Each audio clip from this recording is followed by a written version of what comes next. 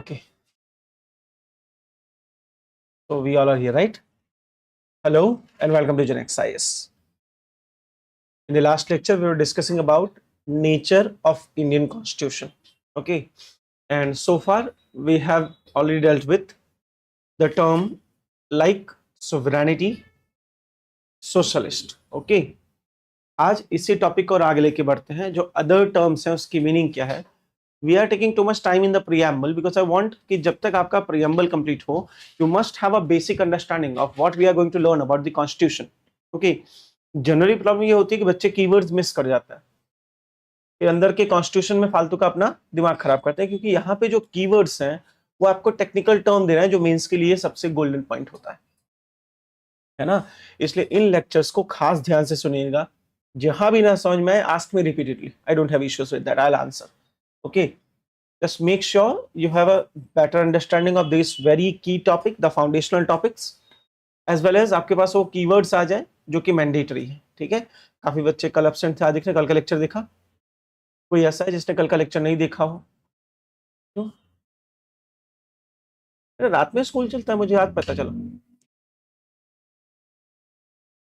आज एग्जाम है तो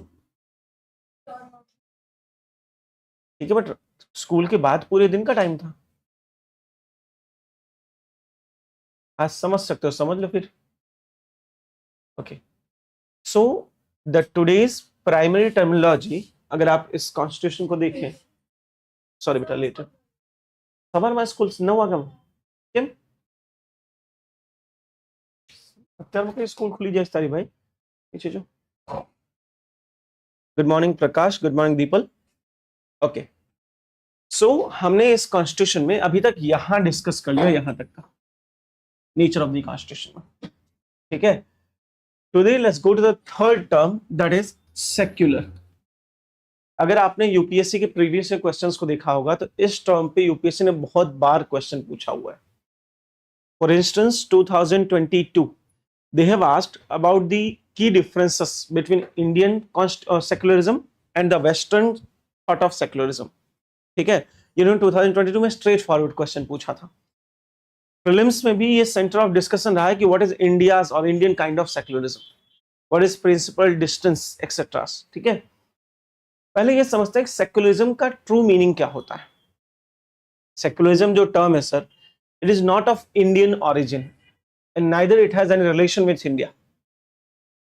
हमारे यहाँ कभी भी religion and state इनके बीच स्ट्रिक्ट बाउंड्री कभी बनी ही नहीं.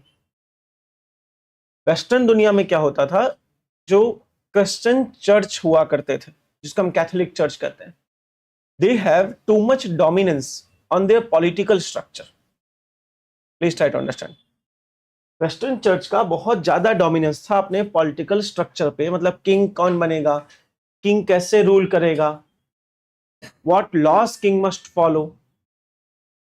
कहने के लिए हम कहते थे कि king is the law, but reality was God is the law. And who defines God? The church, है ना. तो प्रैक्टिकली देखने जाएं तो कुछ यूं था कि सर रिलीजन रूल कर रहा था, but there is a problem. Religion is not based on rationality, it is based on popular belief. अगर आप रिलीजन में लॉजिक ढूंढने जाएंगे तो फिर कहीं भी सक्सेस नहीं हो सकते, क्योंकि religion belongs to the belief system. क्या हम मान रहे हैं, कैसे हम मान रहे हैं, एक्सेट्रा एक्सेट्रा. अगर ये सारी चीजें लॉ को गवर्न करेंगी तो definitely they is going to be classes between society. Exactly यही हुआ था वेस्टर्न दुनिया में. वेस्टर्न दुनिया में specially the Roman empire, church extremely over power कर रहा था वहां की किंगडम को. अब चर्च की प्रॉब्लम यह है सर कि चर्च कभी भी मॉडर्न साइंटिफिक थॉट या मॉडर्न डेमोक्रेटिक प्रिंसिपल को प्रमोट नहीं करेगा. They were not promoting liberty, neither equality, fraternity, nothing, है ना. इसीलिए वहां पे एक नया ग्रुप क्रिएट हुआ हु प्रोटेस्टेड अगेंस्ट दिस, और उसे प्रोटेस्टेंट कहा गया. क्रिश्चियनिटी में दो खास सेक्शन होता है, एक कैथोलिक, एक प्रोटेस्टेंट. प्रोटेस्टेंट ने इसके अगेंस्ट में प्रोटेस्ट किया. इसी को हम द एरा ऑफ एनलाइटमेंट भी कहते हैं, पुनः जागरण का युग. क्योंकि यूरोप अब चर्च के चंगुल से निकलकर साइंटिफिक बात करने लगा. और यहां पे जब न्यू किंगडम्स बनी, जिसको हम प्रोटेस्टेंट की किंगडम कहते हैं, they wanted a strict wall between state and the religion. वो चाहते थे कि religion should be in personal sphere while state must act in public sphere. Let me explain with a very simple example. इस class में काफी लोग तिलक लगा के आते होंगे, या कोई मुस्लिम महिला है तो वो हिजाब पहन के आ सकती है, पंजाबी है तो वो पगड़ी पहन के आ सकता है. With a very simple reason, because we do not think that religion is just a matter of personal sphere. हम ये मानते हैं कि रिलीजन पर्सनल के साथ साथ पब्लिक स्फीयर में भी आना चाहिए. वेस्टर्न दुनिया अलग. वेस्टर्न दुनिया रिलीजन को आप कहती कि आप अपने घर में परफॉर्म करो, that is your personal sphere, do not bring that into the public. जब फॉर एग्जांपल फ्रांस में स्ट्रिक्ट लॉज हैं, 1905 में हुई, आज के नहीं, 100 साल पहले के लॉज हैं, which prohibit any kind of religious symbol in public life. अपना तिलक लगा सकते हो, अपना क्रॉस पहन सकते हो, ना ही आप तरपान रख सकते हो और हिजाब और एनीथिंग, यू कैन नॉट. क्योंकि वहां स्ट्रिक्ट सेपरेशन हमें देखने मिल रहा है रिलीजन और स्टेट के बीच. इसी स्ट्रिक्ट सेपरेशन को बहुत सारे पॉलिटिकल थिंकर्स ने एक्सप्लेन करने का ट्राई किया है. जो सबसे इनिशियल एक्सप्लेनेशन दी गई, that is known as secularism. Am I clear? तो इन अगर लिटरल टर्म में बात करें, लिटरल टर्म मतलब जो लिखा गया, dictionary meaning. So the literal term of secularism is strict separation. किसके बीच सेपरेशन है? State and religion. It mean a clear wall and water set divide. A clear wall of distinction होना चाहिए जो एक दूसरे के स्फीयर में कोई इंटरफेयर ना करे. बट एक प्रॉब्लम है इसकी. प्रॉब्लम क्या है? Sometime religion became the force for social inequality. Let's take certain example. In India, the caste system or the social hierarchy has its origin in Hindu religion, isn't it? Veda Upaveda ही तो कहते हैं कि caste है, social hierarchy है, untouchability, women की rights. जिससे मनुस्मृति अगर आप पढ़े तो Manusmriti is not very much favourable to the women. वो क्रिटिसाइज करती है महिलाओं को, बहुत ज्यादा नहीं, वो कभी और बताऊंगा, वो हिस्ट्री का टॉपिक हो जाएगा. But Manusmriti at certain extent criticise women. Not only that, the sharia prohibits women education. Sharia women को कोई पॉलिटिकल राइट नहीं देना चाहता.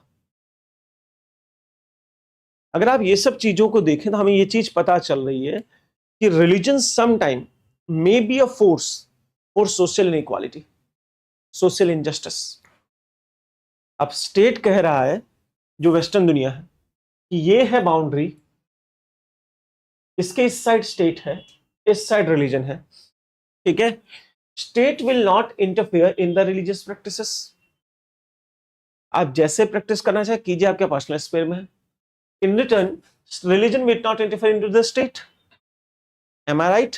Okay. But here the interesting fact is, then how will you reform the society?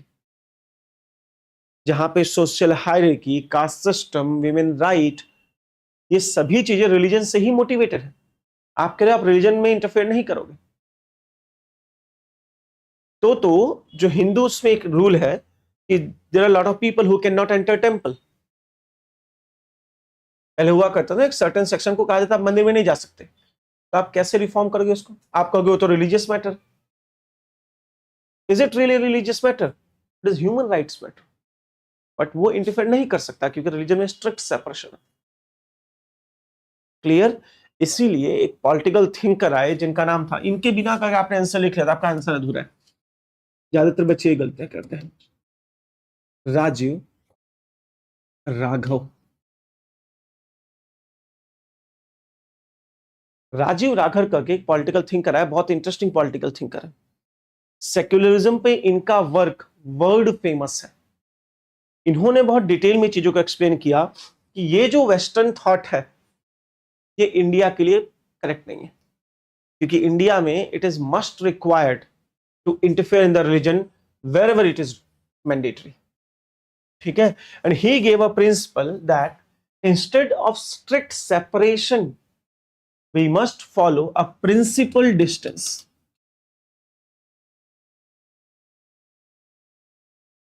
The concept of principal distance, it means let's maintain a distance from the religion which is enough and which is required, but in certain extent state can interfere in the religion. क्या आप मेरी बात समझ पा रहे हैं? जैसे India में अनटचेबिलिटी थी मोटिवेटेड बाय रिलीजियस टेक्स्ट्स, तो हमने आर्टिकल 17 ऐड कर दिया कि अनटचेबिलिटी कंप्लीटली अबॉलिश कर देना चाहिए। टेंपल एंट्री परमिटेड नहीं थी, तो टेंपल एंट्री परमिट करवाई गई। मैंने आपको ऑलरेडी वाइकोम सत्याग्रह के बारे में बताया है कि टेंपल तो छोड़ दो, टेंपल के आसपास के रोड पे नहीं चल सकते थे। रोड पे चलने के लिए हमें सत्याग्रह करना पड़ा था पूरी इंडिया को। जब ट्रिपल तलाक इशू, क्योंकि ये काफी बार जब भी मेंस में आएगा कैसे आएगा वो समझिए, ये तो ऑलरेडी उन्होंने पूछ लिया कि what is the key difference between Indian secularism and western secularism, ये ऑलरेडी पूछ लिया है। अब कहेंगे what do you understand by the concept of principle distance, explain with reference to the relevant case laws in India. अब question बदल दिया जाएगा। प्रॉब्लम यह है कि सारे बच्चे पुराने क्वेश्चन की तैयारी किए जा रहे हैं, वो आज भी वही पढ़ रहे हैं कि क्या डिफरेंस है इंडियन सेक्युलरिज्म में वेस्टर्न सेक्युलरिज्म में। क्वेश्चन ही चेंज हो जाएगा। ये बताइए इंडिया में इवॉल्व कैसे हो रहा है प्रिंसिपल डिस्टेंस, ठीक है।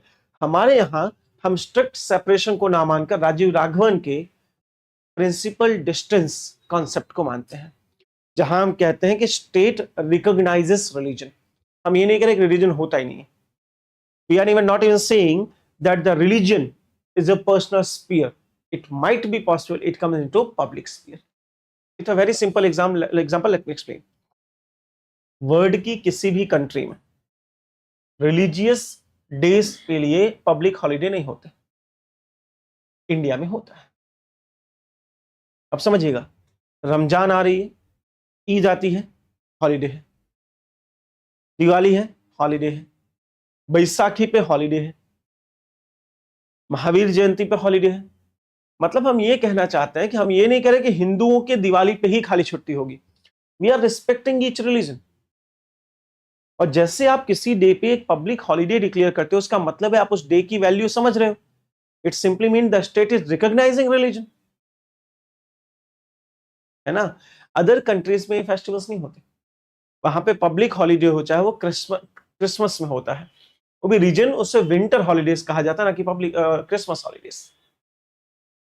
इंडिया में तो ऑफिशियल डॉक्यूमेंट में कहा जाता है दिवाली की छुट्टियां, ईद की छुट्टी, बिकॉज हम मान रहे हैं दिवाली को भी ईद को भी। प्रिंसिपल डिस्टेंस कहता है कि आप किसी के बीच भेदभाव मत करो, you recognise everyone and there is a duty on the state to protect each.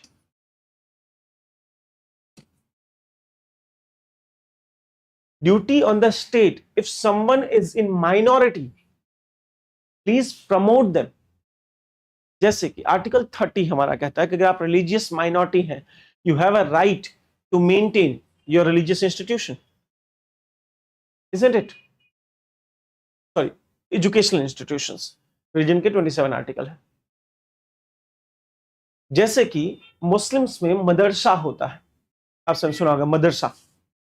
मदरसा की फंडिंग गवर्नमेंट देती है, काफी मदरसों को गवर्नमेंट फंड कर रही है, जबकि गवर्नमेंट किसी हिंदू स्कूल को फंड नहीं करती। तो ये तो भाई सेकुलरिज्म के अगेंस्ट हो गया ना। आप मुझे बताइए, सेकुलरिज्म क्या है कि स्टेट विल नॉट डिफरेंशिएट, तो हाँ, तो स्टेट डिफरेंशिएट कर रही है ना दोस्त। नहीं, it is not differentiation, it is protection of minorities and minority culture. हमारा जो नेक्स्ट टॉपिक है डेमोक्रेसी, उसमें आप इस चीज को बहुत बारीकी से समझ पाओगे। मतलब हमारे कॉन्स्टिट्यूशन ये कहता है कि स्टेट रिलीजन को रिकॉग्नाइज भी करेगा, प्रोटेक्ट भी करेगा, and wherever required it will interfere to reform as well. जैसे रिसेंटली पार्लियामेंट ने पास किया है the Muslim women protection of rights act 2019। इस एक्ट में ट्रिपल तलाक को स्ट्रिक्टली बैन कर दिया गया है, मेंटेनेंस मैंडेटरी कर दिया गया है, है ना। ये क्या दिखा रहा है, ये दिखा रहा है कि रिलीजन में इंटरफेयर किया स्टेट ने। और ये मैं इतना डिटेल में क्यों पढ़ा रहा हूं, 2025 का अगर सबसे डिबेटेड कोई टॉपिक रहा है that is Waqf board bill. आप सभी जानते हैं वक्फ बोर्ड एक्ट।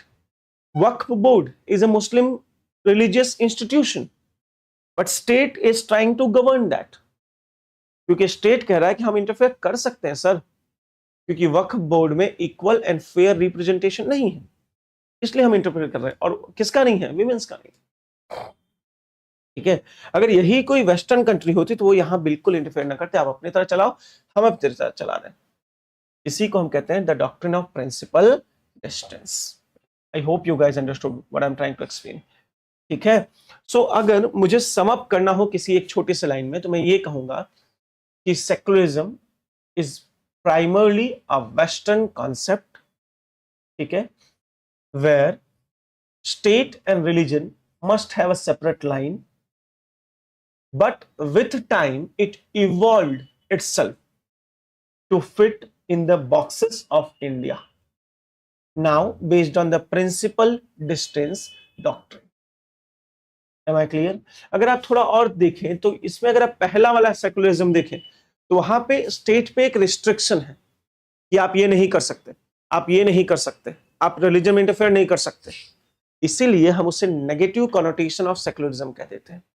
ये सेकुलरिज्म की नकारात्मक विभावना है, जहां पे स्टेट को रोका जा रहा है। while in the context of India we are saying please promote all religion, please recognize all religion, please reform religion। तो इंडियन कॉन्टेक्स्ट में हम इसे कह देंगे कि it is a positive secularism.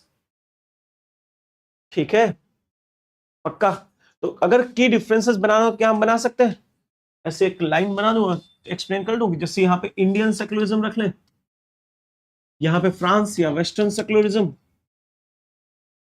पहला क्या आ जाएगा, पॉजिटिव, यहां negative secularism based on principal distance doctrine, based on strict separation doctrine. State acts as a reformer, state acts as a neutral entity,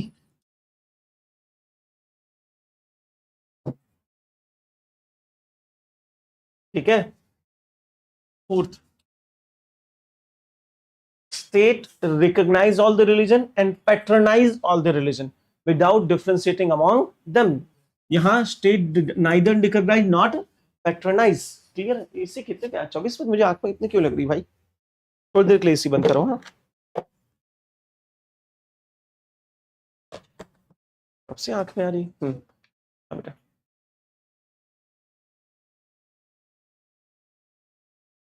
हम्म हम्म हाँ,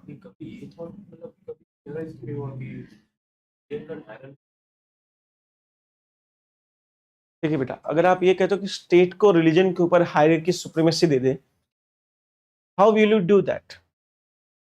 state is a political entity, religion. अब मान लीजिए, चलिए simple example देता हूं, India में at present किस party की गवर्नमेंट, बीजेपी। क्या वो हिंदू आइडियोलॉजी की पार्टी है। आपने बोला स्टेट का रिलीजन के ऊपर सुप्रीमेसी है, वो सरकार बनाते एक लॉ पास कर देगी, कल से मुस्लिम्स बैन है, कल से आप हिजाब नहीं पहन सकते, कोई ग्रीन कलर नहीं यूज कर सकता, मैंडेटरी भगवा पहनना है। आपने तो सुप्रीमेसी देखी रखी थी, खत्म हो गया रिलीजन ना, you can not do that. ठीक है, प्लीज राइट ऑल दिस, फिर हम आगे बढ़ते हैं। थोड़ा फास्ट कीजिएगा बच्चा।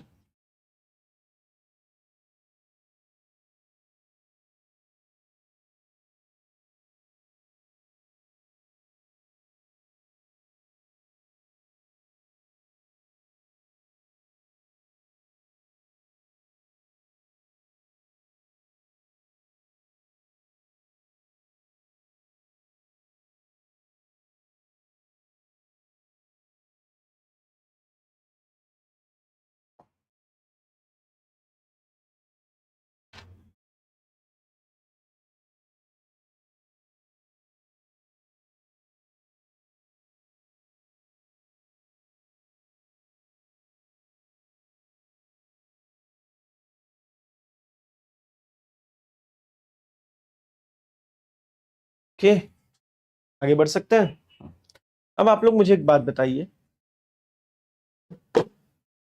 जब आप कहते हो कि ये रिलीजन ये बिलीव कर रहा है, ये रिलीजन ये बिलीव कर रहा है, तो how we will form a common law? Islam कहता है 4 मैरिज अलाउड है, हिंदू कहता है 1 मैरिज अलाउड है, दोनों में से किसका सही माना जाए? ये अपने आप में एक चैलेंज है। यहां पे जॉन रॉल का प्रिंसिपल काम करेगा। जॉन रॉल ने, देखिए आपको नाम ना याद रहे तो चलेगा, मैं जितने नाम लेता हूं ना याद रहे चलेगा, फिलोसॉफी और प्रिंसिपल्स याद रहने चाहिए। आई डू नॉट एक्सपेक्ट कि आपको पूरा नाम याद है, नाम तो मैं एज अ रेफरेंस आपको बता दूं, जिस किसी को याद रह गया उसके लिए मच बेटर है। अगर नहीं याद रहे तो नाम की बहुत चिंता मत करना, किसने क्या बोला है, मेन चीज है क्या बोला है, किसने, वो मैटर नहीं करता। जॉन रॉल करके एक बहुत फेमस थिंकर हुए हैं, इन्होंने एक प्रिंसिपल दिया था। इन्होंने कहा था कि the best possible solution is overlapping.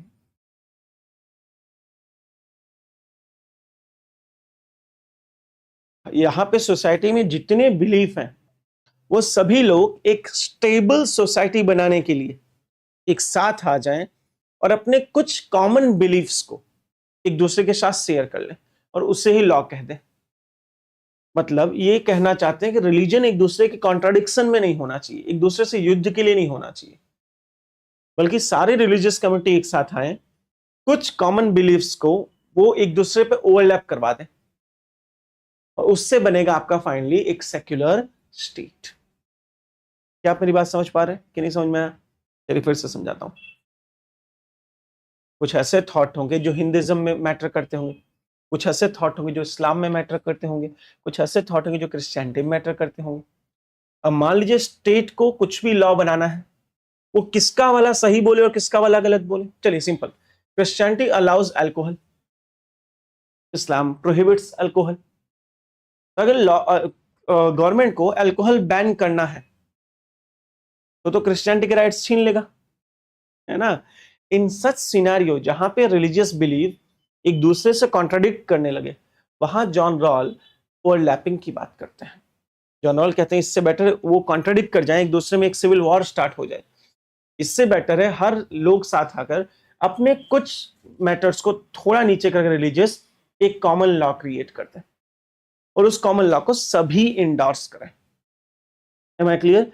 इससे सोसाइटल कॉन्फ्लिक्ट नहीं होगा और एक स्टेबल सोसाइटी को जन्म मिलेगा। आजकल इंडिया में हर जगह वही तो इशू चल रहा है, कोई एक एक्ट बनाओ, ये कम्युनिटी उतर आती है, वो कम्युनिटी उतर आती है, क्योंकि वो कॉमन ओवरलैपिंग नहीं हो पा रही है जॉन रॉल की। तो possible solution is common overlapping. ठीक है, कंसेशनल ओवरलैपिंग या कॉमन ओवरलैपिंग, उसको हम टर्म यूज करते हैं बाय जॉन रॉल सेक्युलरिज्म को लेकर। अब प्रॉब्लम क्या थी कि ये word secularism was not in the original preamble, जो प्रियम्बल 26 ऑफ नवंबर 1949 को अडॉप्ट किया गया, जिसको हमने कल पढ़ा था, उसमें सेक्युलरिज्म नहीं था। क्यों नहीं था? They wanted to add, but doctor B R Ambedkar oppose that. Doctor B R Ambedkar ने कहा कि ऑलरेडी अगर आप कॉन्स्टिट्यूशन को ओपन करेंगे तो फंडामेंटल राइट वाले चैप्टर में आर्टिकल 25 to 27 दिया गया है, जो बहुत डिटेल में यही बात करता है कि आपके पास सारे रिलीजियस राइट्स हैं, जिसको हम राइट टू रिलीजियस फ्रीडम कहते हैं। तो जब हमने ऑलरेडी दे ही दिया है सबको फ्रीडम, तो अलग से लिखने की क्या जरूरत है secularism. But in 1975 42nd constitutional amendment act, इस टर्म को डेलिबरेटली हम ऐड किया गया। इसलिए कुछ लोग आज भी कहते हैं कि the term secularism was more of politically motivated than the need of the people। ये कॉन्स्टिट्यूशनल से कम पॉलिटिकल मोटिवेशन था। जो भी रहा होगा अब तो कॉन्स्टिट्यूशन में है, तो हमें इसे उसी तरह पढ़ना है, हमें उसके पॉलिटिकल एंगल में नहीं घुसना कि इंदिरा गांधी क्यों लेके आई थी, क्या हुआ था, वगैरह वगैरह है कॉन्स्टिट्यूशन में। बड़ी इंटरेस्टिंग बात है इसकी पोजिशनिंग, इसे प्लेस किया गया है बिटवीन सोशलिज्म एंड डेमोक्रेसी। मतलब मेरी बात बहुत ध्यान से सुनिएगा, बड़ी मजा आने वाली है आपको। इसके हर जो वर्ड्स प्लेस किए उसकी सीक्वेंस का भी मतलब होता है। इंडिया में ऐसा स्टेट हम बनाना चाहते हैं जहां पे डेमोक्रेसी तो हो, पर डेमोक्रेसी से पहले वो एक सेक्युलर स्टेट हो, और सेक्युलर से पहले वो एक सोशलिस्ट हो, और सोशलिस्ट से पहले वो एक सोवियत। ये सीक्वेंशियल मैटर है, क्योंकि सेक्युलरिज्म ऐड करना ही था तो लास्ट में कर लेते, नहीं, इसको बीच में किया गया। सोशलिस्ट और secular you can not separate, तो सोशलिस्ट और सेक्युलर को एक साथ ऐड किया गया डेमोक्रेटिक से पहले। It mean we prioritise socialism and secularism even over democracy. It mean कल को अगर डेमोक्रेसी नहीं भी रही तो भी सोशलिज्म और सेक्युलरिज्म रहना चाहिए। क्या आप मेरी बात समझ पा रहे हैं? सुप्रीम कोर्ट ने वेरियस जजमेंट्स में सेक्युलरिज्म को इंडिया का बेसिक स्ट्रक्चर बताया है। You can not break that structure, that is basic structure of the Indian constitution. ठीक है, इसलिए सेक्युलरिज्म एक बहुत इंपॉर्टेंट टॉपिक बन जाता है हमारे लिए, जो हमारे कॉन्स्टिट्यूशन के प्रीएम्बल में है। आई होप आप समझ पाए होंगे। यहां से क्वेश्चन ऐसे ही बनते हैं कि सेक्युलरिज्म क्या है, Indian secularism, western secularism, evolution of secularism. Evolution of secularism के लिए आपको थोड़ा सा वेट करना पड़ेगा जब आर्टिकल 25, 26 और 27 पढ़ेंगे, क्योंकि वहां इसका ज्यादा रिलेवेंस है। तो मुझे खाली थोड़े दिन का गैप दे दीजिए, सेक्युलरिज्म के टॉपिक को फिर से उठाएंगे जब आर्टिकल 25, 26 और 27 को एक्सप्लेन करना होगा, क्योंकि वहां पे हमें बहुत सारे केस लॉज देखने हैं। वो जब सारे केस लॉ हो जाएंगे तब आप एक्चुअली इंडिया में सेक्युलरिज्म का इवोल्यूशन समझ पाएंगे। ठीक है, इसलिए हाफ पार्ट मैंने आज एक्सप्लेन कर दिया है, rest half we will explain the other day. Clear है? चलिए, यहां पे आपका सेक्युलरिज्म वाला टर्म भी कंक्लूड हो गया है। The fourth term, the most important, democratic. Democratic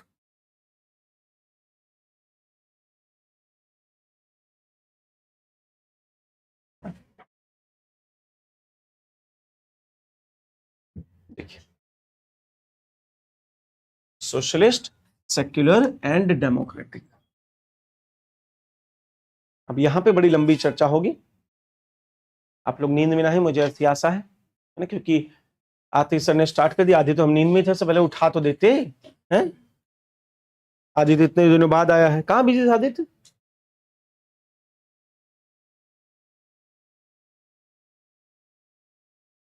ठीक है,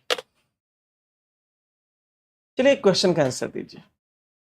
लेट्स सपोज एक शिप है, okay, and there were lot of people travelling in that ship, और उनका एक नेविगेटर है। Navigator is a brilliant person who knows everything, sailor भी कहते हैं उसे, but he is not very popular among people जो शिप पे है।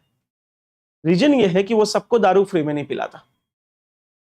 ठीक है, उसी शिप पर एक दूसरा आदमी है, he is a very good person as a human, and he offers everyday free wine to everyone.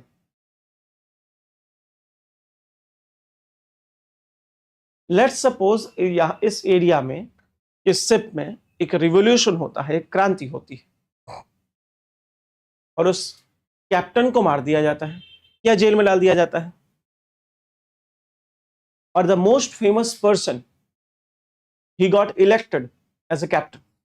Alright, now tell me, क्या वो एबल रहेगा इस शिप को चलाने के? No, is the most popular one, then okay, skill इतनी matter करती है, then why not in democracy? Do our political representatives have a skill to run the nation? They are popular, they do not have skill to run the nation. तो जब ship पे उस आदमी को पसंद करना सही नहीं है जिसमें स्किल नहीं है, क्योंकि आपको पता आपकी शिप डुबा देगा,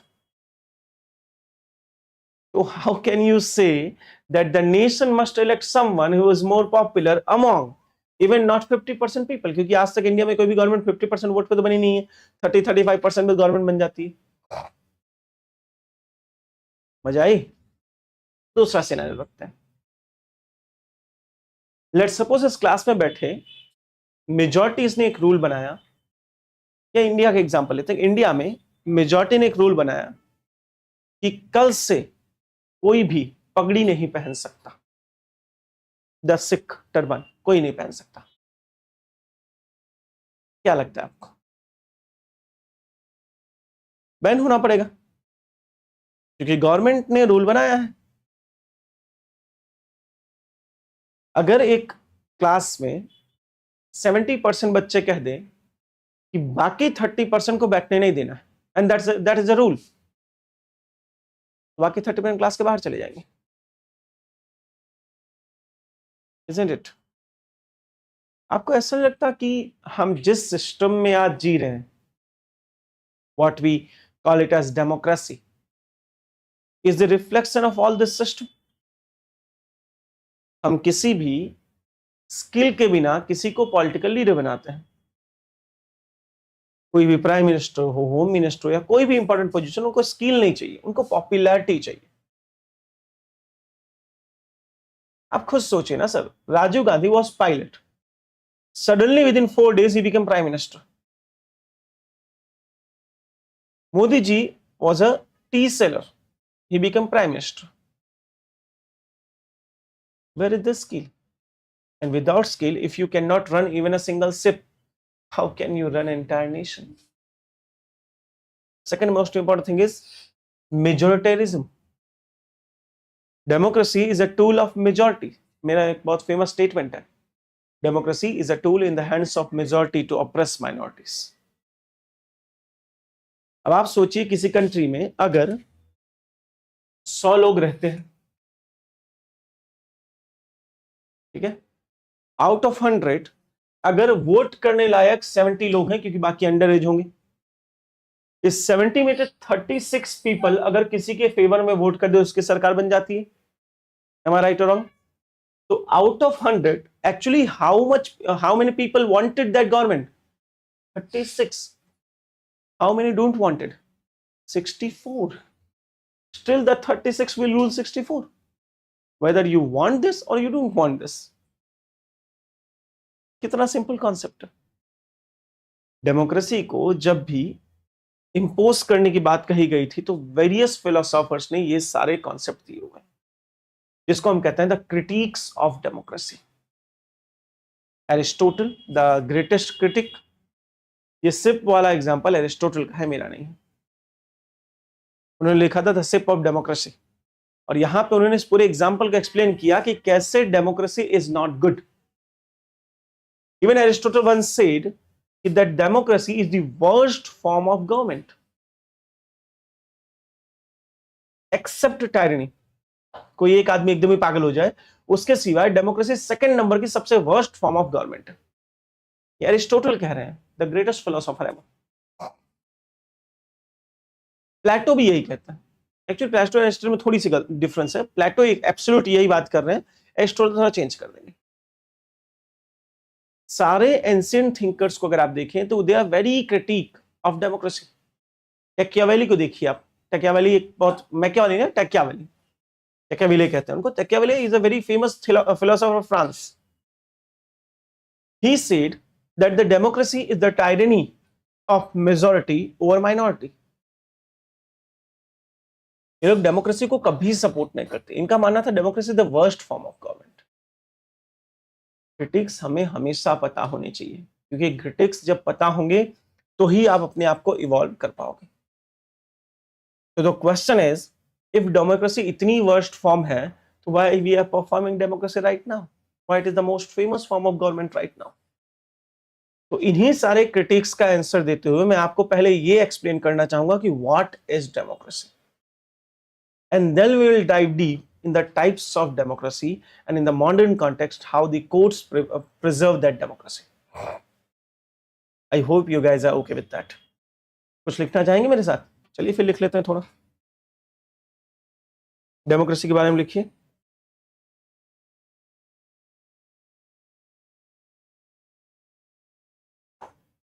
सबसे पहले critics, critics The most famous, Plato. Plato, the ship of state. Most famous, Plato, the ship of state. Plato explained that how democracy is the second worst form of government except tyranny. Except tyranny. ये सब चीजें बेटा आपके एस्से writing में बहुत help करती है, जैसे मैं लिखवा रहा हूँ कि जनरली बच्चे एस्से में बहुत कंफ्यूज तो नहीं समझ पाता उनको, क्योंकि उन्होंने कभी ढंग से पढ़ा नहीं है. I don't want essay writing में आपके मार्क्स है, उसके लिए यहाँ थोड़ा डिटेल आपको आना चाहिए. Second please right. Thomas Hobbes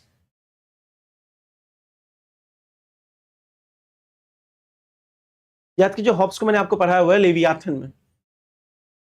Hobbs कहते हैं कि humans by nature they are violent, they are greedy, and they fight among themselves. If you want to stop that fight, humans must come together. Humans must surrender their rights to a king, to a Leviathan, who is able, who is rational. क्या आप मेरी बात समझ पा रहे हैं?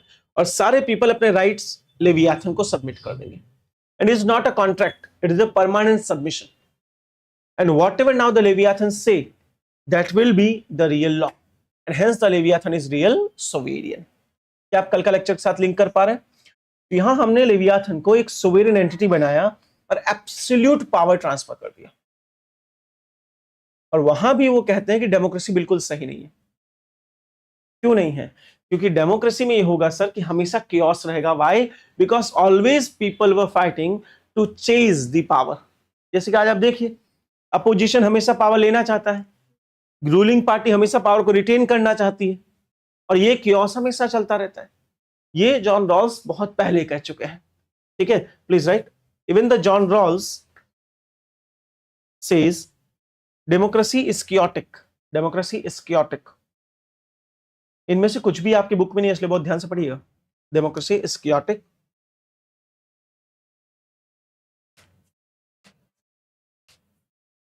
It will always chase power. It will always chase power. Hence,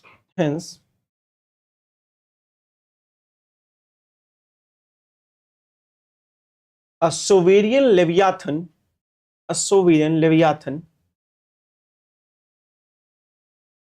is appropriate to rule.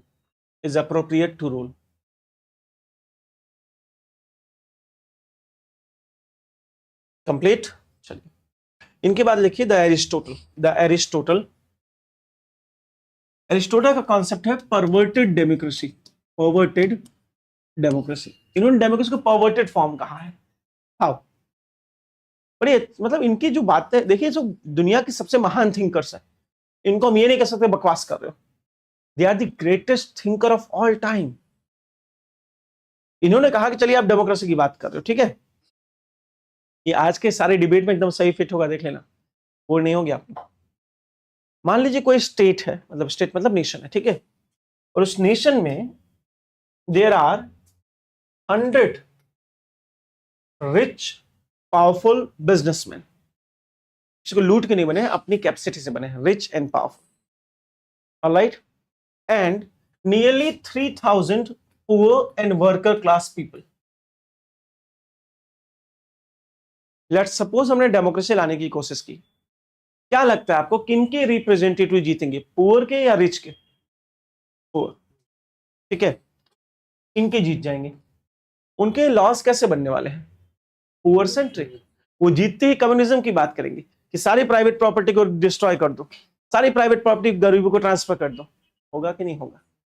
Tell me one thing, what was their mistake? They earned money so by lot of hard work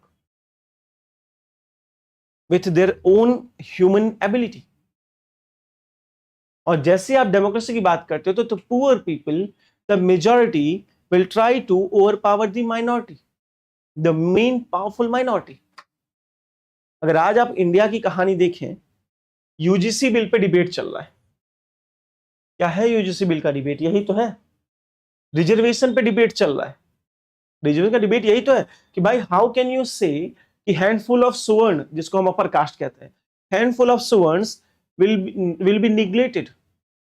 why? क्योंकि आपकी government नहीं बनेगी, government popular की बनेगी।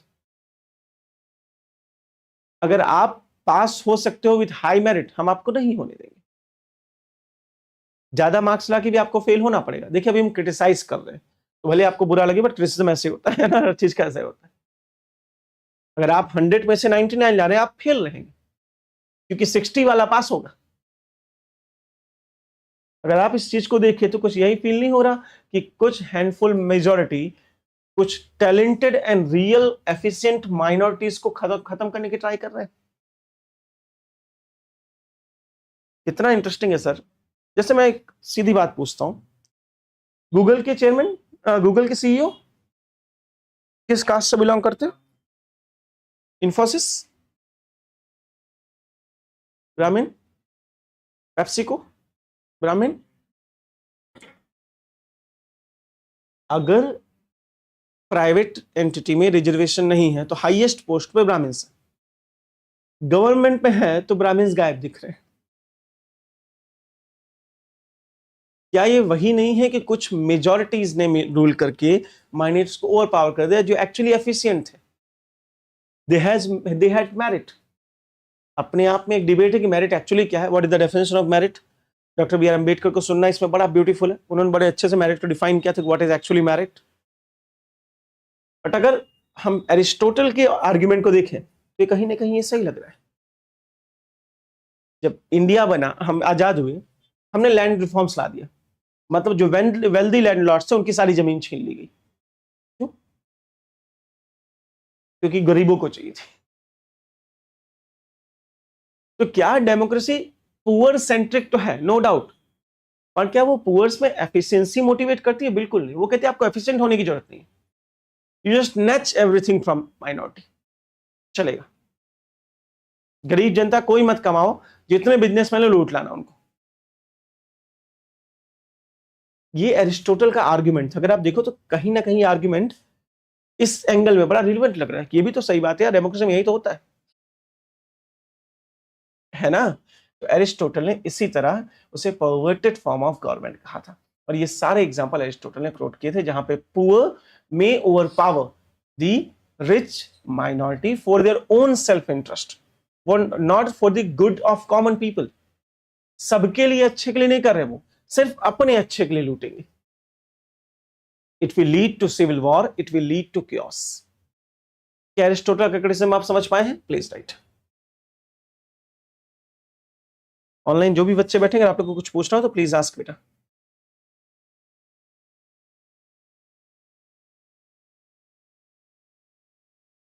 Done?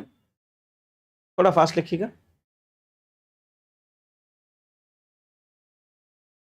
Next criticism is of Alexis D. Tocqueville. Alexis D. Tocqueville. Alexis D. Tocqueville. He said that the democracy is the tyranny of majority. He said that the democracy is the tyranny of majority.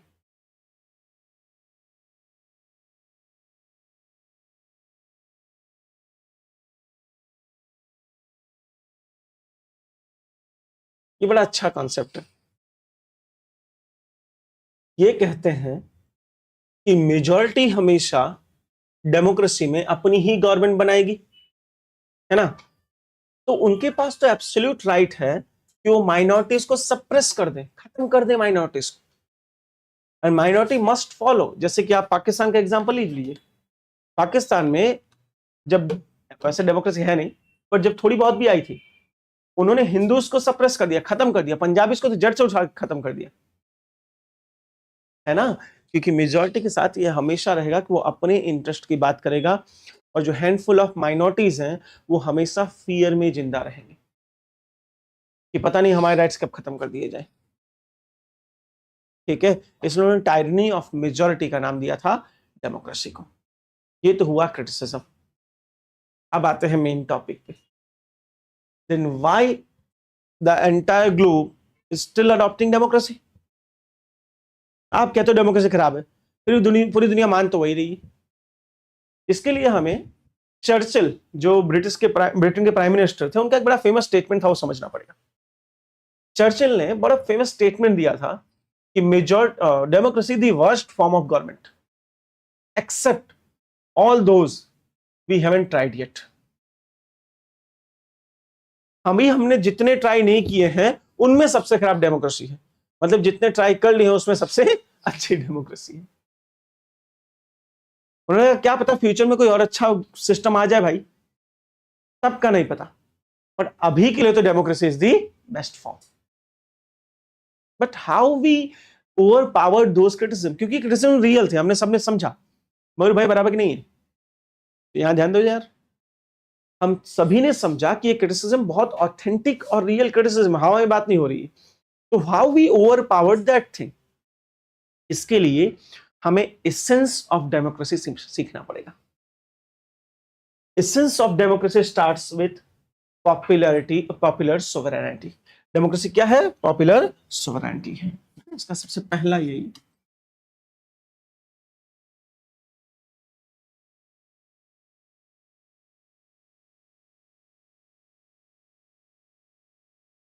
हमारा concept एक एक criticism को दूर करते हैं कि कैसे democracy आज इवॉल्व कर गई है, इससे आप इंडिया का पॉलिटिकल स्ट्रक्चर समझ पाओगे। सबसे पहला क्रिटिसिज्म क्या था?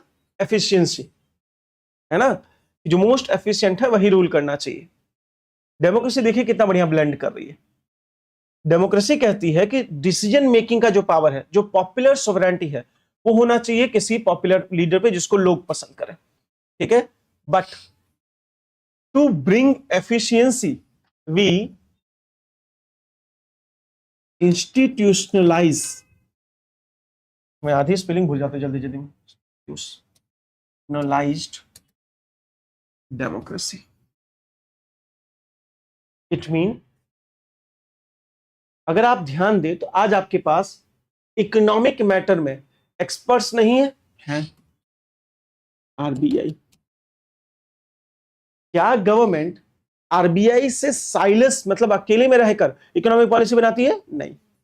The person elected is advised and function by some very famous experts.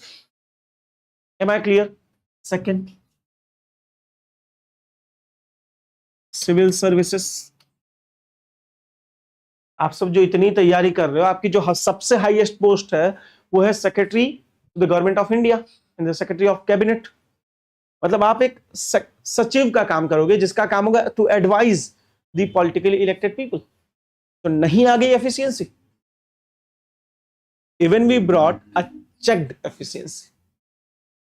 एक एफिशिएंट पर्सन की अकाउंटेबिलिटी इंश्योर नहीं की जा सकती, बट एक अकाउंटेबल पर्सन को एफिशिएंसी कहीं और से दिलाई जा सकती है। मेरी बात समझ रहा। मान लीजिए विपुल को हम बना देते हैं देश का प्राइम मिनिस्टर, ठीक है, विदाउट इलेक्शन। इसलिए बनाते हैं कि वो सिविल इंजीनियर है, बहुत टैलेंटेड है, एक्सेट्रा एक्सेट्रा। अब वो जो चाहे कर सकता है, he is accountable to none,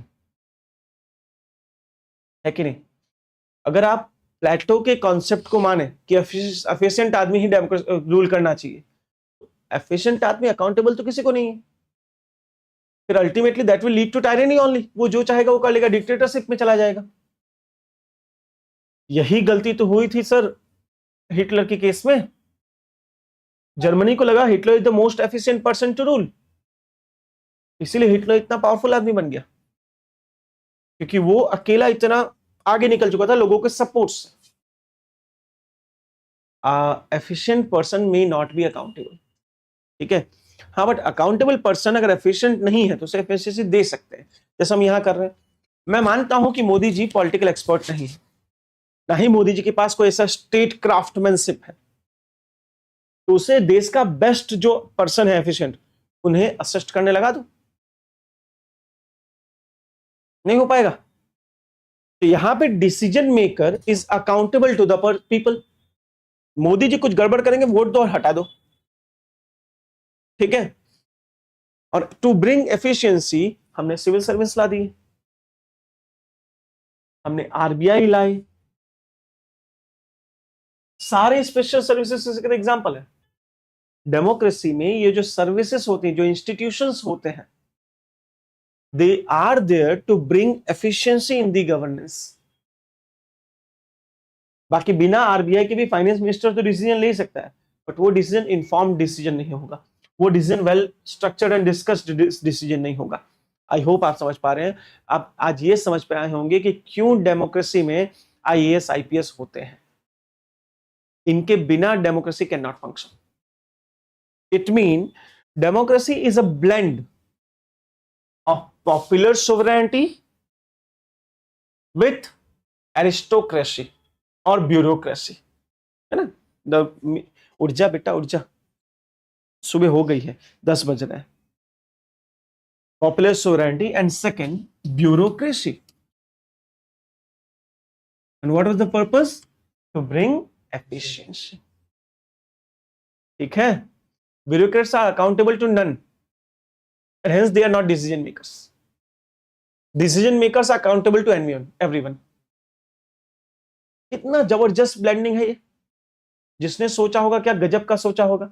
मतलब उसने पहले एरिस्टोटल का पढ़ा होगा, एरिस्टोटल की क्रिटिक्स को पढ़ा होगा, उसके बाद सॉल्यूशन दिया है। इसलिए आज हमारे पास एक बेस्ट फॉर्म ऑफ गवर्नमेंट है जहां अकाउंटेबिलिटी भी है और एफिशिएंसी भी है। तो अगर आपसे कोई कहे कि वाई डेमोक्रेसी, तो आप पहला आंसर दो, democracy the only form of government which is accountable as well as which is efficient. Accountability by popular sovereignty, by efficiency, by institutionalising government. क्या आप मेरी बात समझ पा रहे हैं? पक्का? चलिए ठीक है, ये पहला पॉइंट लिखिए फटाफट, फिर आगे बढ़ते हैं। सर आप बहुत अच्छा पढ़ाते हो, थैंक यू बेटा जी। थोड़ा फास्ट लिखिएगा बच्चा जी।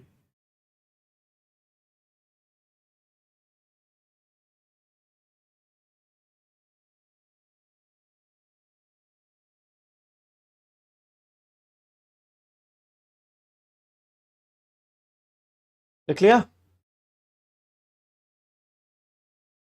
चलिए भाई, हमने प्लेटो को तो काउंटर कर लिया, ठीक है, प्लेटो के क्रिटिसिज्म को भी काउंटर कर लिया।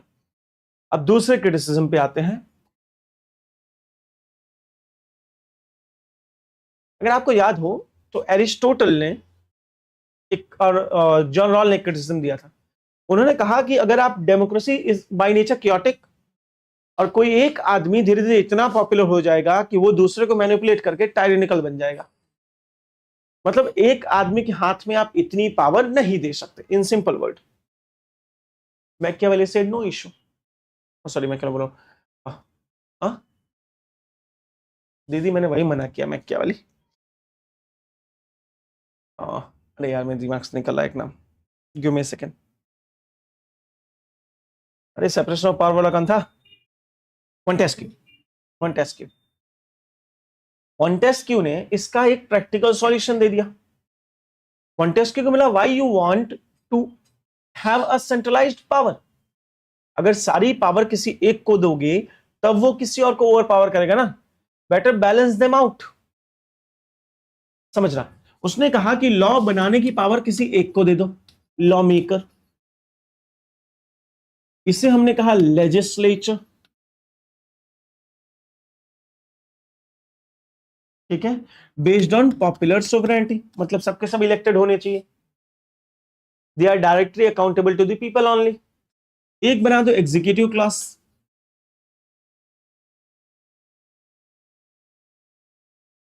जो भी यहां रूल बनेंगे उन्हें एग्जीक्यूट करने का काम इनका होगा। क्या आप मेरी बात समझ पा रहे हैं? एग्जीक्यूटिव को अगर सिंपल भाषा में समझाओ तो कुछ यूं है। मान लीजिए पार्लियामेंट ने मिलकर एक लॉ बनाया कि कल से इंडिया की सारी बेटियों को 10,000 रुपए उनके अकाउंट में मिलेंगे हर महीने। That is the work of law maker. अब इस डिसीजन को अप्लाई कौन करेगा? तो तुरंत ये डिसीजन चला जाएगा विमेन एंड चिल्ड्रन मिनिस्ट्री के पास, child and women empowerment ministry, उसके पास कि जाओ अब आप देना शुरू करो। तो ये जो मिनिस्ट्री है दैट बिकेम एग्जीक्यूटिव। क्या आप एग्जीक्यूटिव मतलब समझ पाए हैं? लेजिस्लेचर जो भी डिसीजन लेते हैं उसको एग्जीक्यूट करने के लिए होता है। एंड कहीं ऐसा ना हो जाए कि ये लोग टायरेनिकल हो जाए, ये लोग मेजॉरिटी रूल करने लगे, and hence the third organ, that is judicial organ, and it will have a check and balances via judicial review. ठीक है, इसीलिए हर डेमोक्रेसी में separation of power is mandatory. Not only that, the doctrine of checks and balances is also mandatory. Checks and balances भी होना चाहिए और separation of power भी होना चाहिए. इससे कोई एक इंसान पावरफुल नहीं हो पाएगा. जैसे अगर आप ध्यान दें, अमेरिकन या प्रेसिडेंशियल सिस्टम में चेक्स एंड बैलेंसेस थोड़ा वीक होता है. वहां एक बार आप प्रेसिडेंट बन गए तो लंबे टाइम तक आप प्रेसिडेंट रहते हैं. इसी का रीजन देख लो आज दुनिया की क्या हालत हो रही है. ट्रम्प क्या कर रहा है? Separation of power was mandatory. American constitution में ये उतना स्ट्रिक्ट नहीं है जितना एक्चुअली होना चाहिए था, क्योंकि वहां एग्जीक्यूटिव इज एब्सोल्युटली पावरफुल, जिसको हम प्रेसिडेंशियल फॉर्म ऑफ गवर्नमेंट कहते हैं. वहां प्रेसिडेंट को हटाना लगभग ना के बराबर का केस होता है. इसलिए आज तक कोई भी प्रेसिडेंट का जल्दी इंपोज नहीं होता. क्या आप ये समझ पाए क्यों दिया इस कॉन्सेप्ट को? 100%. इससे हमने जॉन रॉल के क्रिटिसिज्म को हटा दिया. Am I clear? चलिए आगे बढ़ते हैं. Next, third, still the biggest fear, the rights of minority. उसका क्या?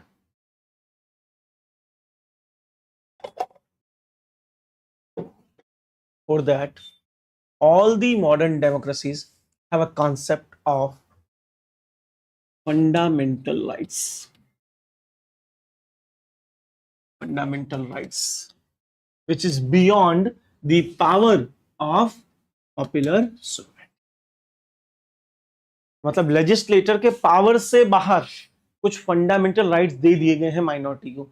यू डोंट वरी, आपके बेसिक राइट्स को कोई भी नहीं छीन सकता, क्योंकि वो तो पार्लियामेंट की भी औकात नहीं है. अगर पार्लियामेंट चाहे, क्या वो इंडिया में लॉ बना सकती है कि कल से कोई भी सिख तरबान नहीं पहनेगा? नहीं बना सकती, क्योंकि आर्टिकल 25 उन्हें यह अलाउ ही नहीं करेगा. फंडामेंटल राइट इसलिए मैंडेटरी है क्योंकि until and unless we have a fundamental right, the protection of minority cannot be guaranteed in a majority rule state. अगर डेमोक्रेसी में फंडामेंटल राइट ना हो तो आप डेमोक्रेसी ही नहीं समझो उसे, क्योंकि वहां पे फिर माइनॉरिटी खाली सफर करती है. इसलिए आज की हर दुनिया में फंडामेंटल राइट डेमोक्रेसी के साथ साथ it is like a synonym to democracy. अगर कोई कहते हैं हमारे देश में फंडामेंटल राइट है, फिर तो डेमोक्रेसी है ना. अगर स्टेट भी आपकी कुछ चीजों को टच नहीं कर सकता, जिसको नेचुरल राइट हमने कहा था, अगर आपको याद हो तो, हॉब्स, लॉक ने क्या कहा था कि हर ह्यूमन कुछ नेचुरल राइट्स के साथ जन्मता है, जैसे liberty, equality, right to life. अगर आप उससे वो फंडामेंटल राइट में दे देते हो और वो स्टेट से भी बाहर है, स्टेट जैसे हमारे आर्टिकल कॉन्स्टिट्यूशन में आप देखो तो आर्टिकल 13 सब क्लॉज 2 ये कहता है कि स्टेट मतलब आपके पास अगर 100% मेजॉरिटी है, 100% मेजॉरिटी, फिर भी you cannot make any law which is inconsistent with the fundamental right. क्या आप मेरी बात समझ पा रहे हैं? ये बड़ा इंटरेस्टिंग डॉक्यूमेंट होता है बेटा. फंडामेंटल राइट का पर्पस ही किसी को नहीं पता. जब तक फंडामेंटल राइट नहीं है, माइनॉरिटीज के राइट्स इंश्योर नहीं होंगे, और माइनॉरिटीज के राइट इंश्योर नहीं होंगे तो democracy is nothing less than a tyranny of majority.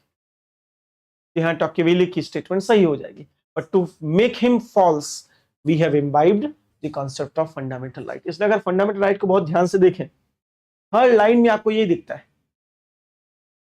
Right to freedom of speech and expression, article 19, कि आप किसी का फ्रीडम ऑफ स्पीच एक्सप्रेशन बंद नहीं करा सकते.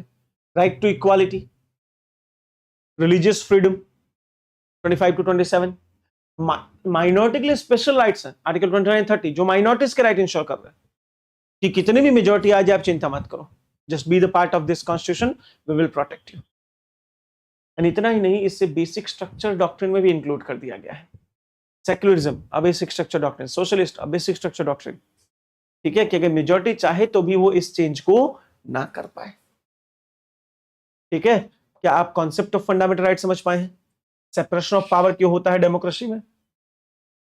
Popular sovereignty and institutionalisation of democracy. Sure, please right.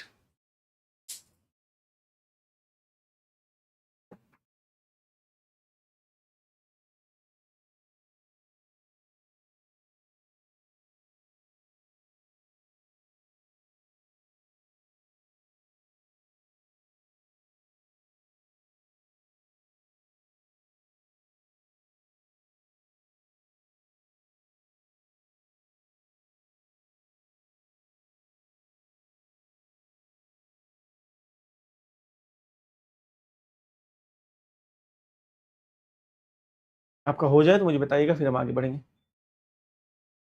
आज नोट्स बनाएगा बेटा, it is mandatory for this lecture. Problem ये है कि हम डेमोक्रेसी में रहते हैं और डेमोक्रेसी को समझते नहीं है. कितनी आयरनी है आप सोचिए. आप कॉन्स्टिट्यूशन पढ़ते हो. Why we brought constitution? To impose democracy. Constitution का हर आर्टिकल पता होता है, डेमोक्रेसी क्या है वही नहीं पता है.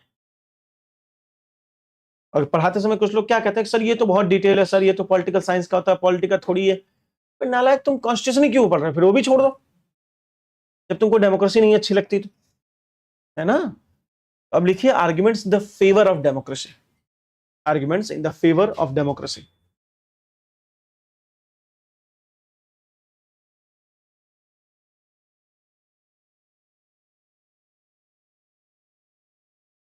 पहला, इंस्ट्रूमेंटलिज्म. अब देखिए, ये आप जब ऐसे वगैरह लिखोगे तो वहां पे ऐसे टर्म यूज करते हैं भाई. ये खाली पॉलिटिक्स सब्जेक्ट के लिए नहीं पढ़ा है. गवर्नेंस आपका पूरा सब्जेक्ट कवर हो जाएगा इससे. पूरा का पूरा गवर्नेंस, पूरा एसे राइटिंग 100%. तो थोड़ा ध्यान दे दो, है ना, बोर मत हो. Instrumentalism. What is instrumentalism? Anyone who give this concept? The famous Nobel prize winner Amartya Sen. बहुत फेमस नोबेल प्राइज विनर है. और इन्होंने बड़ी अच्छी एक रिसर्च की और क्या गजब की बात बताई. इन्होंने कहा कि जिस भी कंट्री में ट्रू डेमोक्रेसी है, ट्रू डेमोक्रेसी का मतलब है फंडामेंटल राइट प्रोटेक्टेड है, पॉपुलर सोवरेनिटी है, चेक्स एंड बैलेंसेस हैं, सेपरेशन ऑफ पावर है, जिस भी कंट्री में ट्रू डेमोक्रेसी है and freedom of speech and expression है, उस कंट्री में फेमाइंस नहीं आया आज तक. वहां सूखा नहीं पड़ा, वहां लोग मर नहीं रहे. ये बड़ा इंटरेस्टिंग रिलेशन था between democracy and social welfare. कि किसी भी डेमोक्रेसी में जो ट्रू डेमोक्रेसी है, आप मुझे एक एग्जांपल बता दो ना सर, आजादी के बाद कब ऐसा दिन आया जब हमारे लोग भूखे मरे और सरकार कुछ ना कर पाई? कभी आया? उससे पहले था, हर 2 दिन था. बंगाल में 20 लाख लोग मर गए भूख में सर, एक साल में 20 लाख, किसी को फर्क ही नहीं पड़ा. 1919 में ऐसे फरमाइन है कि इंडिया की पॉपुलेशन कम हो गई. वर्ल्ड रिकॉर्ड बना था किसी कंट्री की पॉपुलेशन कम हो जाना सर. आफ्टर फ्रीडम कभी फरमाइन नहीं आया. कितनी भी गरीबी आ जाए, कितना भी वॉर हो जाए, पर लोगों का पेट भर जाता है. कितनी ब्यूटीफुल बात है डेमोक्रेसी की. ये सबसे इंपॉर्टेंट बात थी instrumentalism. That democracy protects the very dignity of humans. The true democracy protects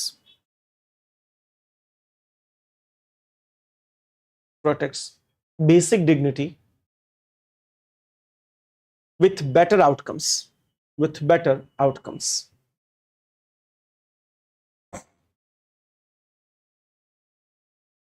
ठीक है, नेक्स्ट.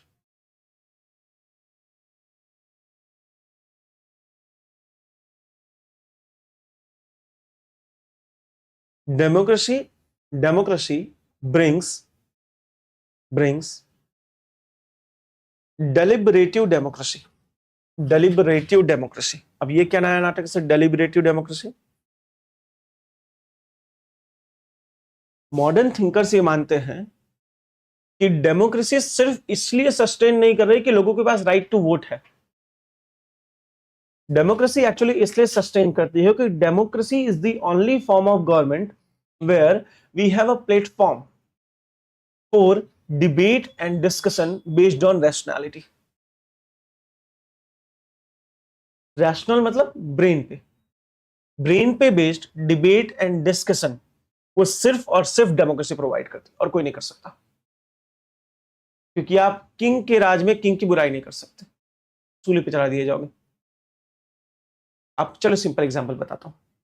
क्या चाइना में यह डिस्कस किया जा सकता है कि right to freedom of speech and expression होना चाहिए? ये डिस्कस करना देशद्रोह है वहां। You can not discuss anything in China because China is republic, not a democracy. India, you can discuss anything you want, बिंदास करो, कोई मना करने वाला नहीं। ठीक है, ये डेमोक्रेसी की बेनिफिट है।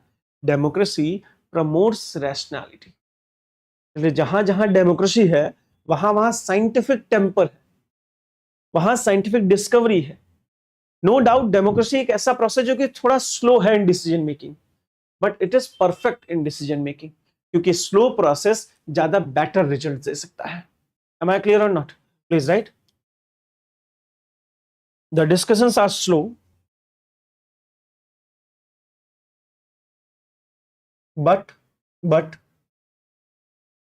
more rational, more rational. Hence, it is also known as epistemic theory. Epistemic theory. Epistemic theory.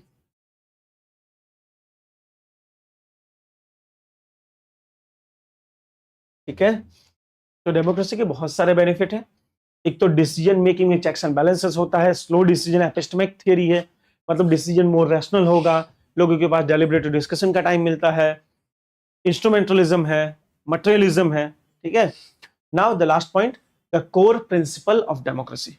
कौन कौन से कोर प्रिंसिपल है जिसकी वजह से डेमोक्रेसी सस्टेन कर रही है? Core principles of democracy, the very first, popular sovereignty. Democracy की सबसे मैंडेटरी कंडीशन होती है पॉपुलर सोवरेनिटी होनी चाहिए। ठीक है, second, political equality. Political equality, 1 person 1 vote 1 value, मतलब एक आदमी एक वोट एक वैल्यू, सभी सेम है, कोई ऊपर कोई नीचे, कोई गरीब कोई अमीर नहीं, सबकी same value. Political equality, 1 person 1 vote 1 value. Third, individual liberty. Individual liberty, then rule of law. Rule of law,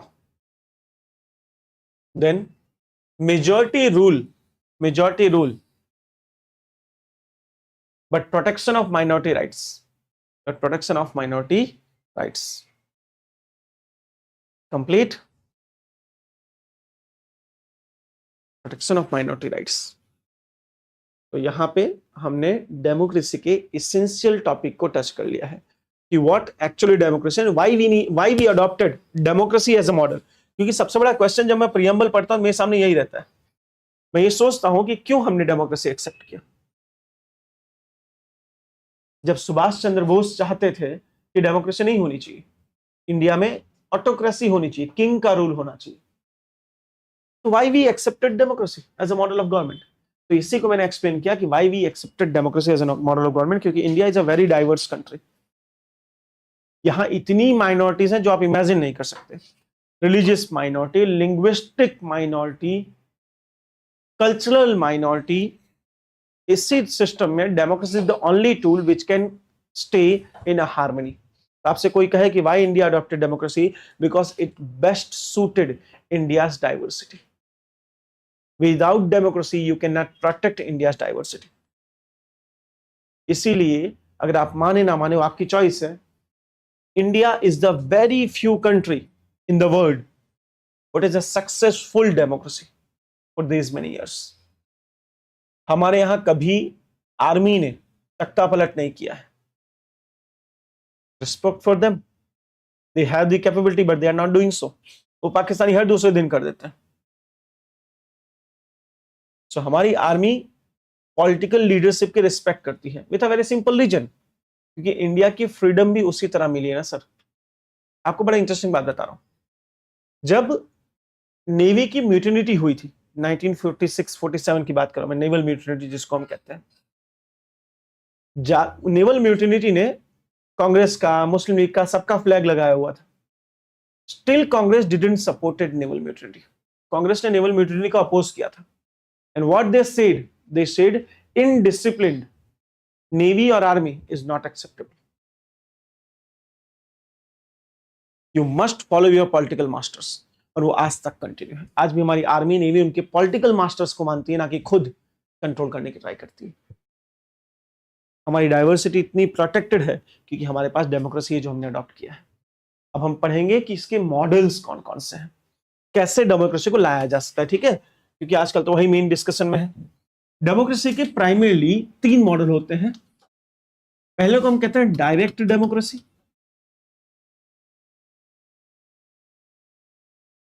second को हम कहते हैं रिप्रेजेंटेटिव डेमोक्रेसी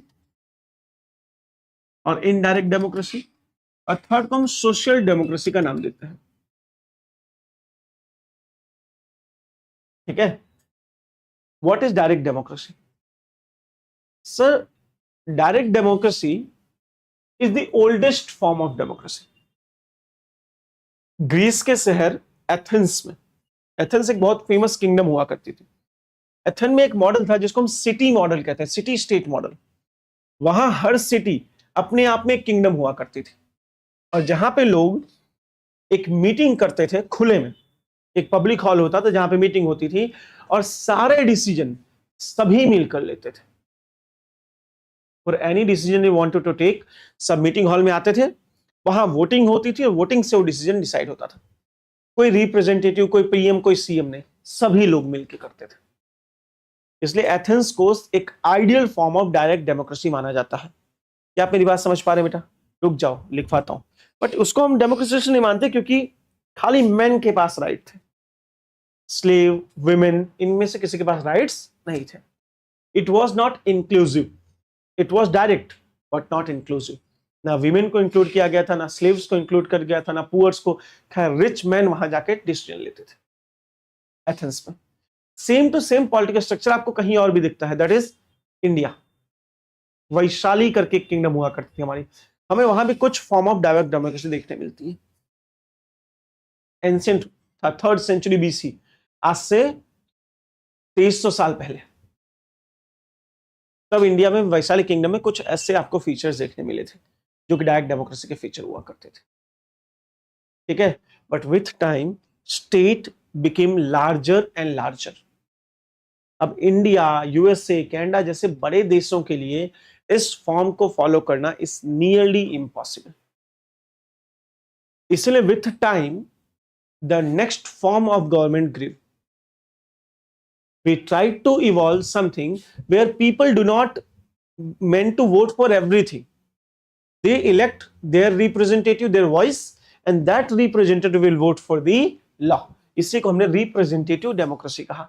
ऑलमोस्ट मॉडर्न सारी democracy representative democracy, including India. हम कोई डायरेक्ट डिसीजन नहीं लेते, हम वोट देते हैं अपने रिप्रेजेंटेटिव को, हमारा रिप्रेजेंटेटिव हमें रिप्रेजेंट करता है।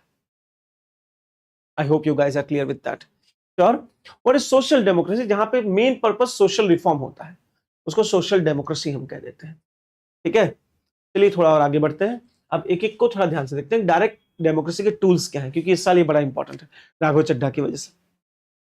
राघव चड्ढा ने कुछ राइट टू रिकॉल रखा हुआ था, उस पर पार्लियामेंट में डिबेट की, और आज पूरी यूपीएससी फ्रेटर्निटी में राइट टू रिकॉल सबसे फेमस टॉपिक बन गया है।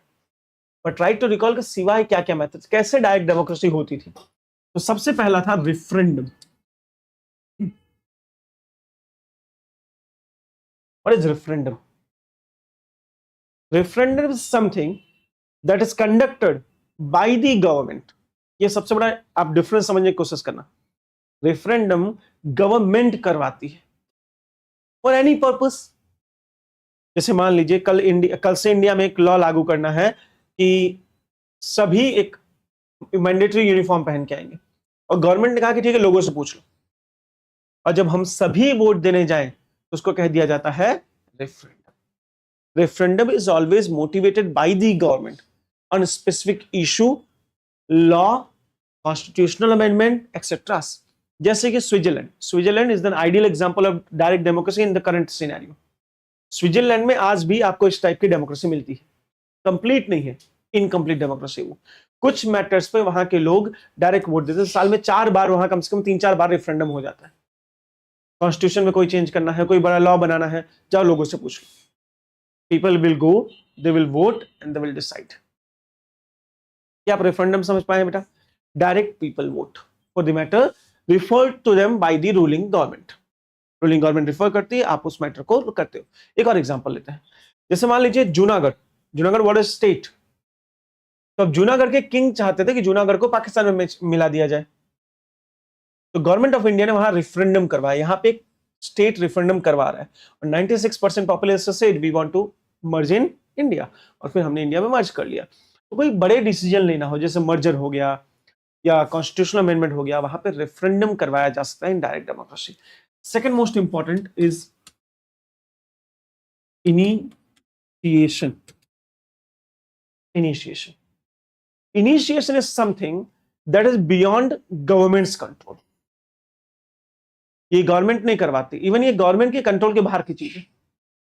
कैसे? मान लीजिए लोग जो रूल करते हैं, उठ जा बेटा जाके मुंह धो ले। अच्छा ठीक, क्या लाइन बोली मैंने लास्ट, बिना देखे बोल, क्या बोला? आंसर। हमने इनिशिएशन की बात की कि इनिशिएटिव्स क्या है, कि जैसे मान लीजिए मुझे गवर्नमेंट में बिलीव नहीं है, या लोगों को लग रहा है हमें गवर्नमेंट में बिलीव नहीं है, हमें गवर्नमेंट का वेट भी नहीं करना किसी चीज का, गवर्नमेंट हमसे पूछे, इससे पहले हम मिलकर बताते थे हमें क्या चाहिए। तो without government, if people themselves unites together, they signed enough petition और they represented that to the government कि हम देखो हम लोग ये चाहते हैं, और फिर कोई इनिशिएटिव लिया है, उसको कहा जाता है initiative. Initiation is the process which is not motivated by the government, it is motivated by the people। लोग खुद सामने से उठ के जाते हैं। चलिए सिंपल भाषा में समझाता हूँ, बहुत मुश्किल हो रहा है, मुझे पता आप लोग सोने वाले हो, थोड़ी देर में ब्रेक दे दूंगा, चिंता मत करो, अभी बहुत लंबा चल, अभी तो हम प्रियम्बल के बेसिक टर्म्स भी नहीं समझ पाए सर, वो भी 5 नहीं पूरे कर पाए। सोचिए 4 घंटे हो गए डिस्कशन के, कल के 2, आज के 2। मान लीजिए मैं कल आपके सामने आया, मैंने कहा देखिए आपका नेक्स्ट सब्जेक्ट क्या होगा, उसके लिए वोट कर लीजिए, ठीक है, दिस इज रेफरेंडम। जहां मैंने पूछा आप लोगों ने बता दिया। सेकंड, मैं कुछ पूछ ही नहीं रहा, मैं आराम से अपनी ऑफिस में बैठ के गोल गोल कुर्सी पे घूम रहा हूं। अक्षल खड़ा हो बोला यार ये आदमी कुछ नहीं करेगा, हमें कुछ करना पड़ेगा, लेट्स यूनाइट टुगेदर, है ना। और उसने सबके साइन ली, बोला सर हमें ये जानना है कि नेक्स्ट सब्जेक्ट क्या होगा। Who started this process? People. Who started the process of referendum? अंतर समझ गए ना, दोनों अलग अलग फेज में आता है, पीपल एंड गवर्नमेंट। और फिर मैं आऊंगा, बोलो ठीक है भाई तुम सब चाहते हो, चलो बताओ क्या करना है। अल्टीमेटली क्योंकि फंक्शनरीज तो गवर्नमेंट के पास ही है सर, इलेक्शन की प्रोसेस तो गवर्नमेंट के पास है ना, करवाएगा वही, बट इनिशिएट किसने किया, दैट मैटर्स, उसको हम इनिशिएशन कह देते हैं। ठीक है, काफी बार हमारे यहाँ हम आजकल ये फॉलो कर रहे हैं, ऐसा बिल्कुल नहीं कर रहे, गलत पढ़ाया जाता है। मैं एक एक करके आपको पढ़ाऊंगा, मैं कहाँ हर चीज फॉलो की हुई है। Third and the most important, right to recall, जिसको लेकर राघव चड्ढा ने पंचायत की थी। मान लीजिए नरोडा से हमने एक आदमी को इलेक्ट करके रिप्रेजेंटेटिव डेमोक्रेसी में भेज दिया, जाओ भाई हमारी बात रखो। चलो 2-3 एग्जांपल बताओ तो आप ज्यादा अच्छे समझ पाओगे। आप एक इंसान को जानते होंगे, गोविंदा, आजकल बड़ी खराब हालत है इनकी, एंड सनी देओल, है ना। Govinda and Sunny Deol, they got ticket from BJP, they won the election. Let me tell you a very interesting fact. In 5 years they never went to legislature, वो कभी गए ही नहीं अपने पार्लियामेंट अब स्टेट लेजिस्लेचर। क्या ये डेमोक्रेसी का वायलेशन नहीं? अगर आप बीइंग अ रिप्रेजेंटेटिव कभी जा ही नहीं रहे हो पार्लियामेंट में या स्टेट लेजिस्लेचर में, तो आप एक्चुअली अपने एरिया के लोगों की वॉइस को साइलेंस कर रहे हो, और उनके लोगों को भी पता है ये कभी नहीं जाता। मेरा क्वेश्चन बहुत सिंपल था कि आपको खड़ा ही नहीं होना चाहिए था। आप इलेक्शन में खड़े हुए, आपके पास इतना टाइम नहीं है, एक्सक्यूज था कि टाइम नहीं है, तो क्यों खड़े हुए? तुमको पहले नहीं पता तुम्हारे पास टाइम नहीं रहेगा? कभी नहीं गए। सोचिए, प्रोसेस है कि मिनिमम अटेंडेंस इतनी होनी चाहिए, मिनिमम अटेंडेंस में भी नहीं जाते, इतनी खराब हालत है। बट प्रॉब्लम इज कि once you have elected, that's done. आप उन्हें वापस नहीं बुला सकते। आप 5 साल वेट करो। 5 साल is not a short period. 5 साल तक वो आदमी वही रहेगा, आप जो चाहे कर लो, कोई फर्क नहीं पड़ने वाला। You have only right to choose, you don't have right to deselect. कितनी अजीब बात है, डेमोक्रेसी क्या हुई भाई? मैंने चूज किया, मुझे लगा ये भरोसा, मतलब ये तो वही बात होगी ना कि you can trust, but once you are betrayed, you don't have any options. मैंने ट्रस्ट किया कि आदमी अच्छा जाके हमारे वॉइस रखेगा, वो आदमी गया ही नहीं। आप खाली बोलो कोई बात नहीं, 5 साल तक झेल लेते हैं। इसलिए राघव चड्ढा ने पार्लियामेंट में इस डिबेट को ओपन किया कि when person have right to call, right to select, they must have right to deselect. अगर उन्हें बीच में ऐसा लगता है कि भाई ये सही नहीं कर रहा है, तो उसे वापस भी बुलाया जा सके। इसे राइट टू रिकॉल कहते हैं। जब इलेक्टेड रिप्रेजेंटेटिव को उसके टर्म पहले खत्म होने से पहले लोगों के इनिशिएशन पे वापस बुला लिया जाए। और ये है फंक्शनल है बहुत सारे देशों में। आप अमेरिका में कैलिफोर्निया स्टेट को जानते होंगे। California is an ideal example of right to recall and direct democracy. वहां डायरेक्ट डेमोक्रेसी बहुत प्रिवेल करती है। 2003 में कैलिफोर्निया के मेयर को हटा दिया गया था डायरेक्ट डेमोक्रेसी से। कैलिफोर्निया है, फिर 3-4 वर्ष स्विट्जरलैंड में राइट टू रिकॉल बहुत फेमस है। ये मेथड ऐसा नहीं है कि कोई आउटडेटेड मेथड है। They are the new methods, they are followed by the nations worldwide. तो हमारे देश में क्यों नहीं है? क्योंकि हमारे देश में ऐसा प्रॉब्लम है कि इलेक्शन इज वेरी एक्सपेंसिव। एक बार मुश्किल से इलेक्शन कराते हैं, फिर आप कहते हो कि अब हटा दो, दूसरा इलेक्शन कराओ, फिर राइट टू रिकॉल करवाने के लिए भी तो इलेक्शन ही करवाने हैं। तो इतना खर्चा कहां से करें? सबसे बड़ी प्रॉब्लम है कि इट माइट डिस्टेबलाइज गवर्नमेंट। लोग उसका मिसयूज करना चालू कर देंगे। जैसे कि अब आप मुझे बताओ, इंडिया में अगर इलेक्शंस हो रहे हैं, मैंने भी आपको एग्जांपल दिया था कि 36 लोगों ने वोट दिया था, वो जीत गया था। क्यों जीता था? ये बड़ा इंटरेस्टिंग है। देखिए, लेट्स सपोज किसी एरिया में 100 लोग हैं, इनमें से 20 लोग चाहते हैं बीजेपी जीते, 15 लोग चाहते हैं कांग्रेस जीते, 15 लोग चाहते हैं आम आदमी पार्टी जीते, 15 लोग चाहते हैं कि बीएसपी जीते, 15 लोग कुछ और चाहते हैं, और 15 लोग कुछ और चाहते हैं, और 5 लोग कुछ और चाहते हैं। ठीक है, यहां पे इलेक्शन हो रहा है। Tell me who will win the election? BJP will win the election, clear है? अरे हाँ के ना? यस। क्योंकि हमारे यहाँ रिप्रेजेंटेटिव इलेक्शन में हम first past post method use करते हैं। जिसको सबसे ज्यादा मिला वो जीत गया। ये तो भाई सब जीत गए। मतलब now the 20% peoples will rule the other 80% who don't want them. 80% ना बोल रहे थे, फिर भी उस पर रूल उन्हीं 20% का होगा। बट बड़ी इंटरेस्टिंग बात है सर, फिर भी गवर्नमेंट सस्टेन करेगी। और अगर आप एक बार राइट टू रिकॉल दे दो, हाउ इजी इट इज। किसी भी 50%, कोई भी 50% एक साथ आ जाएगा कि हमको ये नहीं चाहिए, हटा दिया उसको। इंडिया जैसी जहां पे बहुत डाइवर्स पॉलिटिकल सिस्टम है, वहां राइट टू रिकॉल फंक्शनल नहीं हो सकता। कैलिफोर्निया में इसलिए है क्योंकि वहां 2 ही पॉलिटिकल पार्टीज है, डेमोक्रेट्स एंड रिपब्लिकन्स। तो किसी एक को ही 50% मिल सकता है सर। यहां तो 50 पार्टियां हैं, वोट भी डिवाइडेड है। तो यहां तो हर दूसरे दिन फिर राइट टू रिकॉल चालू होगा। पता चला पूरा देश पूरे साल इलेक्शन ही कर रहा है। एक काम कीजिए, खोलिए मोबाइल फोन और सर्च कीजिए percentage of vote BJP got in 2024 elections, Lok Sabha elections. थोड़ा जल्दी कर लो भाई।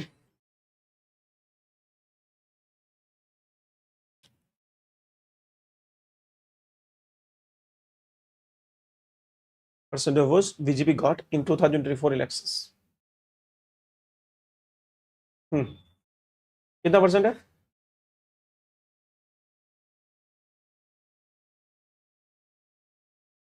इलेक्शन के परसेंटेज, हाँ 37%। अब आप मुझे एक बात बताओ, जब बीजेपी ने लोकसभा में खाली 37% वोट मिले हैं इलेक्शंस में, मतलब 37% लोग उन्हें चाहते थे, कितने परसेंट लोग नहीं चाहते? 63%। अब ला दो राइट टू रिकॉल, अगले दिन सरकार गिर जाएगी, है ना।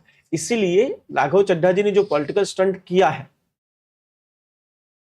He is a well educated person, उन्हें पता है इंडिया में पॉसिबल नहीं है, कहीं ना कहीं तो स्टंट करना पड़ेगा ना रिलेवेंट रहने के लिए। तो राइट टू रिकॉल का स्टंट कर लिया, आप लोग को पढ़ना पड़ रहा है फ्री फंड में, बाकी पढ़ना नहीं पड़ता।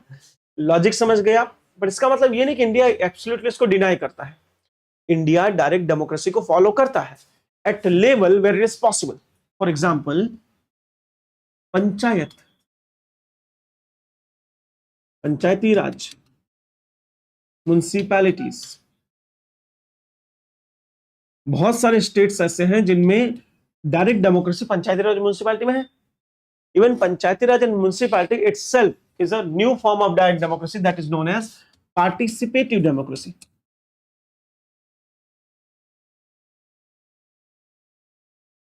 मतलब हम खाली वोट नहीं देंगे, हम पार्टिसिपेट भी करेंगे। जैसे कि इंडिया में ग्राम सभा,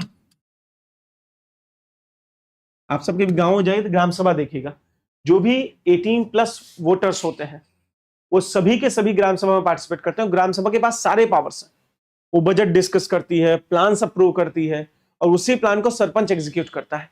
तो ग्राम सभा इज द पार्टिसिपेटिव डेमोक्रेसी।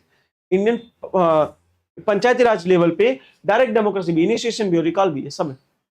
सभी स्टेट्स में नहीं है, कुछ स्टेट में है, कुछ स्टेट में नहीं है। मतलब जहां ये रिलेवेंट है, जहां पॉसिबल, वहां हमने ला दिया है डायरेक्ट डेमोक्रेसी। जहां रिलेवेंट और पॉसिबल नहीं है, वहां हम डायरेक्ट डेमोक्रेसी इंपोज नहीं कर सकते। इंडिया जैसे डाइवर्स कंट्री में इतने बड़े लेवल, मतलब पार्लियामेंट में और स्टेट लेजिस्लेचर में राइट टू रिकॉल पॉसिबल नहीं है।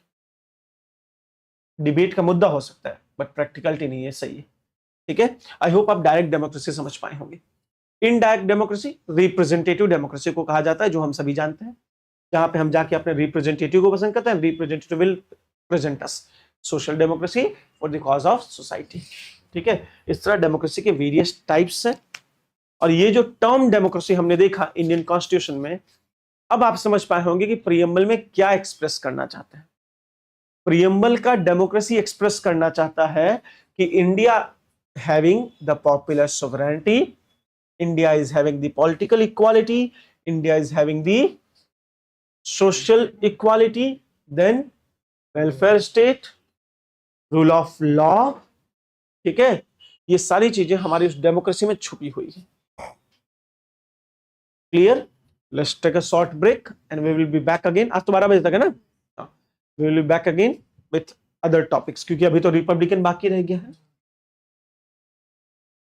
मैंने सोचा था 1.5 घंटे में रिपब्लिक हो जाएगा, बट गड़बड़ हो गई।